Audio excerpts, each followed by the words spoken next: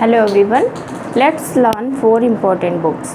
Let's start. पहली हमारी है network society. Network society book किसकी है? 1996 में पब्लिश हुई है, काफ़ी पूछी जाती है, ज़्यादातर लोगों को पता होगा। तो ये है कैसल्स की। क्लियर।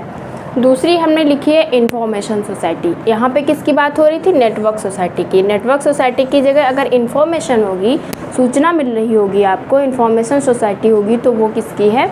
विलियम जे मार्टिन की। ठीक है, कंफ्यूज नहीं होना है, बहुत ही इंपॉर्टेंट बुक है और बहुत ज़्यादा पूछी जाती है। बात किसकी करेंगे? मार्टिन इंफॉर्मेशन सोसाइटी की। क्लियर। और अगर यहाँ पे नेटवर्क होगा तो कैसल्स हो जाएगा। उसके बाद हम बात करते हैं इंफॉर्मेशन एज। अभी किसकी बात हो रही थी? सोसाइटी की। अब किसकी बात हो रही है? एज की। तो आपको ध्यान रखना है, अगर इंफॉर्मेशन एज है तो आपका आंसर होगा कैसल्स। और ये जो इन्फॉर्मेशन एज है, ये इस बुक का फर्स्ट पार्ट है, नेटवर्क सोसाइटी का फर्स्ट पार्ट है।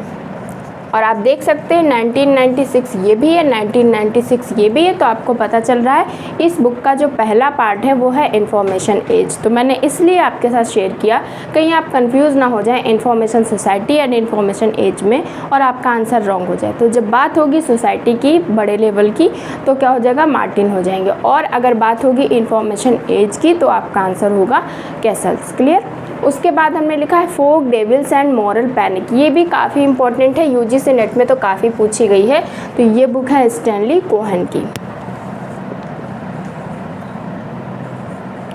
तो इस तरह से आपने 4 बुक्स को लर्न किया है। बिल्कुल भी कंफ्यूज नहीं होना है, चारों को बहुत अच्छे से लर्न करना है।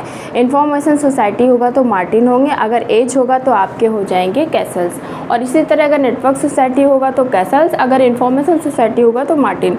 और फोक डेविल्स की तो अलग ही है, कोहेन। ये तो काफ़ी इंपॉर्टेंट है, आती रहती है यूजीसी नेट में। तो इन चारों ही बुक्स को बहुत ही अच्छे से लर्न करना है। Thank you for watching the video.